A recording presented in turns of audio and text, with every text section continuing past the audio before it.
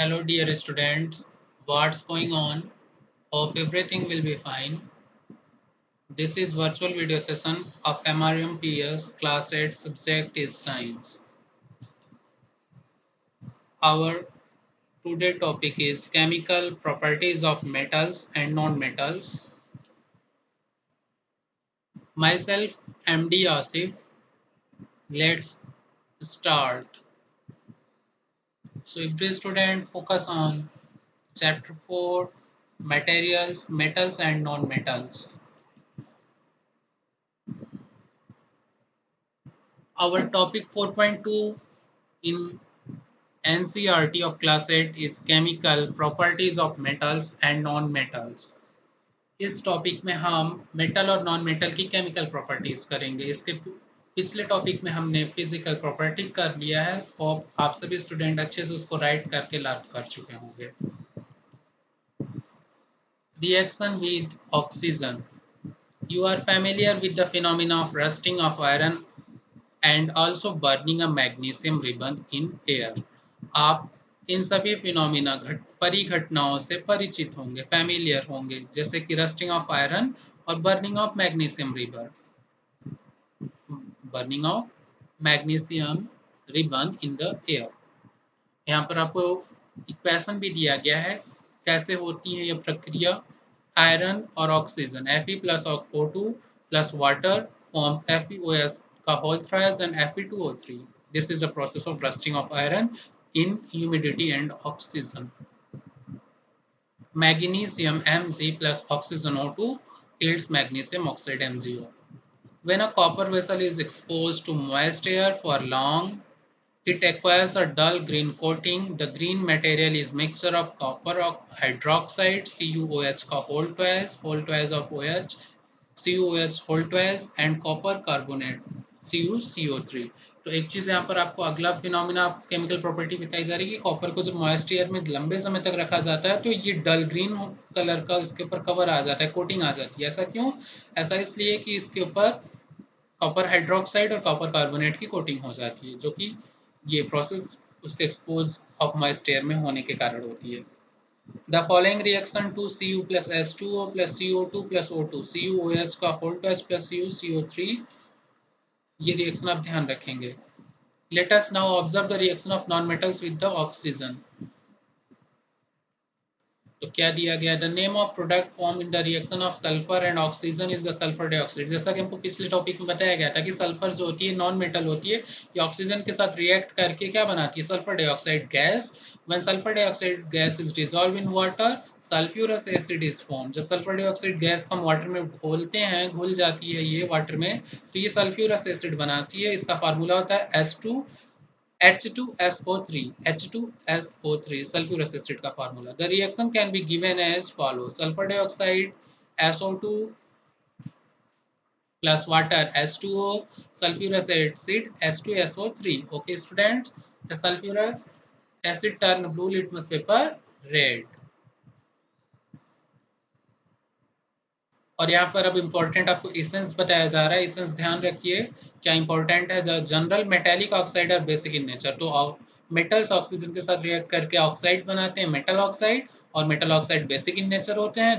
ये पानी में घुल करके डिजॉल्व हो करके वाटर में बेस बनाते हैं।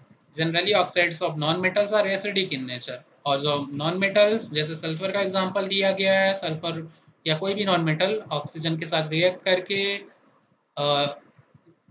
अपना ऑक्साइड बनाती है नॉन मेटल का, और नॉन मेटल के ऑक्साइड जनरली क्या होते हैं? एसिडिक। तो ये इंपॉर्टेंट चीज आप ध्यान रखेंगे। मेटल के ऑक्साइड बेसिक नेचर के होते हैं और ये बेस बनाते हैं मेटल ऑक्साइड, और oxide of non metal acidic nature के होते हैं स्टूडेंट्स। और ये क्या बनाते हैं? एसिड। जैसा कि सल्फर डाइऑक्साइड, ये सल्फर नॉन मेटल है, इसका ऑक्साइड सल्फर डाइऑक्साइड वाटर में डिजोल्व होकर सल्फ्यूरस एसिड बना लिया। Okay, so every student write down these equations on the previous equations also, and these lines, and learn very much.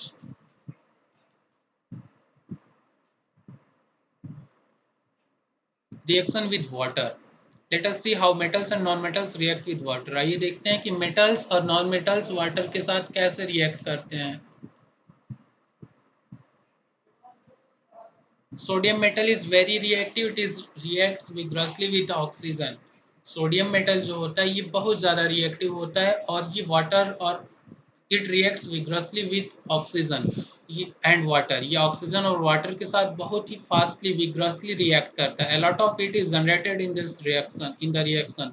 और जब sodium metal oxygen और water के साथ vigorously react करता है तो इसमें लॉट ऑफ हीट जनरेट होती है, बहुत ज़्यादा हीट जनरेट होती है। It is therefore stored in kerosene. इसलिए सोडियम मेटल को हम केरोसिन के अंदर स्टोर करते हैं। अगर वाटर और ऑक्सीजन से रिएक्ट के कांटेक्ट में आ गया, संपर्क में आ गया, तो ये बहुत तेज रिएक्ट कर जाता है, इसलिए इसको केरोसिन में रखा जाता है। आप लोग बहुत सारा ऐसा मैजिक का शो भी देखे होंगे जिसमें पानी के अंदर लोग आग लगा देता है मैजिशियन। वो कुछ नहीं होता बच्चों, सोडियम मेटल होता है। सोडियम मेटल को अगर आप भी पानी के अंदर डालेंगे तो आग पकड़ लेगा, पानी के अंदर भी जलने लगता है ये। यहाँ पर आपको सामने दिया गया इन्फॉर्मेशन। अगला नेक्स्ट टॉपिक आप देखिए, next line, some other metals do not do so, यानी कि कुछ मेटल्स ऐसी होती हैं जो ऐसा नहीं करती, यानी कि वाटर और ऑक्सीजन के साथ रिएक्ट नहीं करती। For example iron reacts with water slowly. जो आयरन लोहा होता है ये वाटर के साथ बहुत रिएक्ट नहीं करता। अब लोहे की बहुत सारी चीज़ आपके घरों में होती हैं, बहुत सारे इंफ्रास्ट्रक्चर्स होते हैं लोहे के ऊपर। लोहे के ऊपर अगर पानी गिरता है तो ये बहुत तेजी से वाटर से रिएक्ट कुछ नहीं करता। आप देख सकते हैं जनरली, आपको तो ये चारों तरफ दिखाई पड़ता है आपकी डेली लाइफ में। Generally non metals do not react with water, और नॉन मेटल जनरली वाटर के साथ रिएक्ट नहीं करती, though they may be very reactive in the air, लेकिन ये एयर के साथ बहुत रिएक्टिव हो सकती हैं। Such non metals are stored in water. ऐसे नॉन मेटल को हम वाटर में स्टोर करते हैं, यानी कि नॉन मेटल तो वाटर से साथ रिएक्ट नहीं करती लेकिन ऑक्सीजन के साथ रिएक्ट कर सकती हैं। Phosphorus is a very reactive non-metal. It catches fire if exposed to air. जो फास्फोरस होती है बहुत ही रिएक्टिव नॉन मेटल होती है और ये तुरंत आग पकड़ लेती है जब इसके कांटेक्ट में हवा आ जाती है, यानी कि हवा के संपर्क में आने पर फास्फोरस तुरंत आग पकड़ लेती है। तो इस चीज़ को आप ध्यान रखिए। सोडियम पानी और ऑक्सीजन के साथ रिएक्ट करता है और फास्फोरस एयर के साथ रिएक्ट करती है, वाटर के साथ नहीं रिएक्ट करती। तो इसलिए इसको ऐसा करने से रोकने के लिए, to prevent the contact of phosphorus with atmospheric oxygen, it is stored in water. कि फास्फोरस ऑक्सीजन के कांटेक्ट में ना आए, इसलिए इस फास्फोरस को पानी के अंदर रखा जाता है। Okay, so every student write down all those lines. आगे दिया गया है focus, focus every student, reaction of metals and non metals with acids. Metal और नॉन मेटल की एसिड के साथ क्या रिएक्शन होती है, आइए देखते हैं। Let us see how metals and non metals behave with acids. Non-metals generally do not react with acid, but metals react with acid and produce hydrogen gas that burns with a pop sound. Non-metal generally do not react with acid. Non-metal acid के साथ react नहीं करती, but metals react with acid. लेकिन metal हमारा जो होते हैं, metal की कैटेगरी ये एसिड से रिएक्ट करती है और क्या प्रोड्यूस करती है, हाइड्रोजन गैस। और ये हाइड्रोजन गैस बर्न करती है, जलती है किसके, पॉप साउंड के साथ। जब हाइड्रोजन गैस जलती है तो कौन सा साउंड निकलता है, पॉप, पॉप का साउंड। और एक चीज ध्यान रखिए, नॉन मेटल्स तो नहीं एसिड से रिएक्ट करती, लेकिन मेटल्स जो होती है एसिड से रिएक्ट करके हाइड्रोजन गैस प्रोड्यूस करती हैं। Copper does not react with dilute hydrochloric acid even on heating, but it react with sulphuric acid. जो कॉपर होता है ये डाइल्यूट हाइड्रोक्लोरिक एसिड के साथ नहीं रिएक्ट करता, लेकिन जब चाहे हम गर्म भी कर दें डाइल्यूट हाइड्रोक्लोरिक एसिड के साथ तब भी ये रिएक्ट नहीं करेगा। लेकिन सल्फ्यूरिक एसिड के साथ कॉपर रिएक्ट करता है और the pop sound indicates the presence of hydrogen gas. और जो गैस निकलती है उसमें से पॉप का साउंड निकलता है, यानी कि वहाँ पे हाइड्रोजन गैस होती है जब कॉपर सल्फ्यूरिक एसिड के साथ रिएक्ट करता है। आगे दिया गया बच्चों displacement reaction. The reaction can be represented as follow. ये जो डिस्प्लेसमेंट रिएक्शन होता है इसकी हिंदी होती है विस्थापन अभिक्रिया या प्रतिस्थापन अभिक्रिया। इसका रिएक्शन दिया गया यहाँ पे। कॉपर सल्फेट ब्लू कलर का होता है, इसका रिएक्शन जिंक से करा रहे हैं। जिंक ये सब मेटल है, कॉपर भी मेटल है, सल्फेट और सल्फेट इसका कॉपर सल्फेट हो गया। तो इस कॉपर सल्फेट का रिएक्शन जिंक के साथ करा रहे हैं तो जिंक सल्फेट बन रहा है बच्चों। और ये कलरलेस जिंक सल्फेट होता है। रिएक्शन जब होगी तो आपको पहले ब्लू रहेगा, उसमें जब जिंक डाल देंगे कॉपर सल्फेट के अंदर तो जिंक सल्फेट बन जाएगा जो कलरलेस होगा। और रिएक्शन के अंदर आपको रेड कलर फिर दिखाई पड़ने लगेगा कॉपर का। तो ध्यान से देख सकते हैं यहाँ पे कॉपर सल्फेट था और इसका रिएक्शन जिंक से कराएं तो कॉपर यहाँ से, जिंक ने कॉपर को हटा दिया और अपने खुद आकर के सल्फेट बना लिया, जिंक सल्फेट। इसी रिएक्शन को क्या बोलते हैं, डिस्प्लेसमेंट रिएक्शन। यानी कि ऐसा रिएक्शन जिसमें एक मेटल के साल्ट्स में से दूसरा मेटल उसको डिस्प्लेस कर ले, यानी कि कॉपर सल्फेट के साल्ट में से जिंक ने क्या किया, कॉपर को हटा दिया और खुद वहां पर रिएक्शन करके जिंक सल्फेट बना लिया।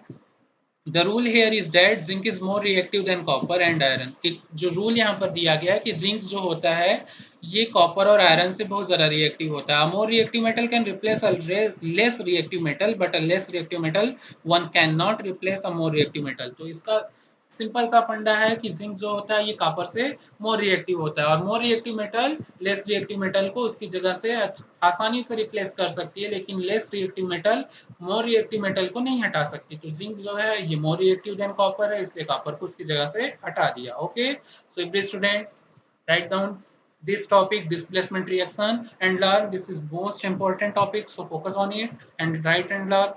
So next topic, what is next topic? तो ये टॉपिक खत्म हो चुका हमारा chemical property of metals and non metals का। So every student write down and learn.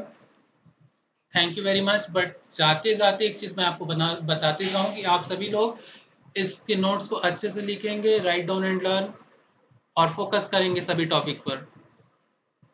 सो अच्छे से नोट्स प्रिपेयर करिए और लर्न करिए। Okay, thank you very much.